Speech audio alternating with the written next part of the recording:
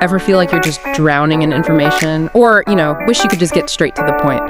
Well, welcome to the Depth Dive. Yeah, this is where we take materials you're interested in and we really boil them down. Exactly. Extract the key stuff, the insights, so you get informed fast.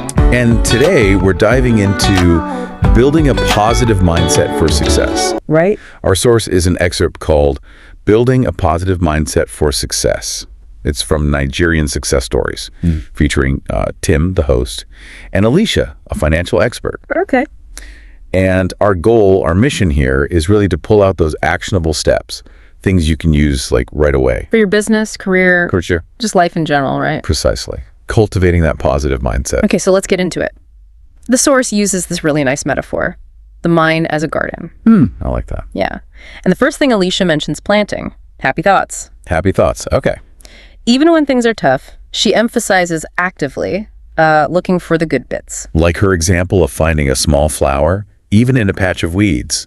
Exactly. It's about training your brain, to actually spot the positive. And that active seeking, that's related to cognitive reframing, isn't it? It's about choosing how you interpret things. Right. Changing the frame. So a setback isn't like the end of the world. It's maybe a chance to learn something, which totally changes how you feel and what you do next. Okay, so planting positive thoughts. What's the next seed for this mind garden? Well, building on that positivity is self-belief. Yes, confidence. Alicia makes a really strong point. She says, if you don't believe, you can build a tall building. You won't even start laying the foundation. Yeah, I remember that. Exactly. It's that core belief in your own abilities. And she's quick to remind us, everyone has strengths. Even if they're not always obvious, right? You have to sometimes look for them. Absolutely. It makes you think about the internal narratives we have. What stories do we tell ourselves? That self-doubt can be a killer. Often it's a bigger hurdle than anything external, really.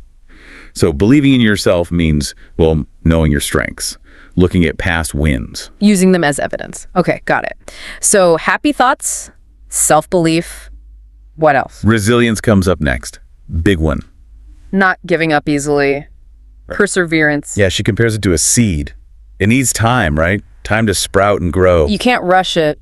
And you'll hit roadblocks. Definitely. But the key is, keep going, or maybe try a different angle. Don't just stop. See failures as learning opportunities. Stepping stones, not dead ends. That's very much a growth mindset idea too, believing you can develop your abilities. Right, that resilience is part of the growth process itself. Okay, so there's one more key point from Alicia. Yes, and it's about being kind to yourself. Self-compassion. Which can be surprisingly hard sometimes. You really can. She points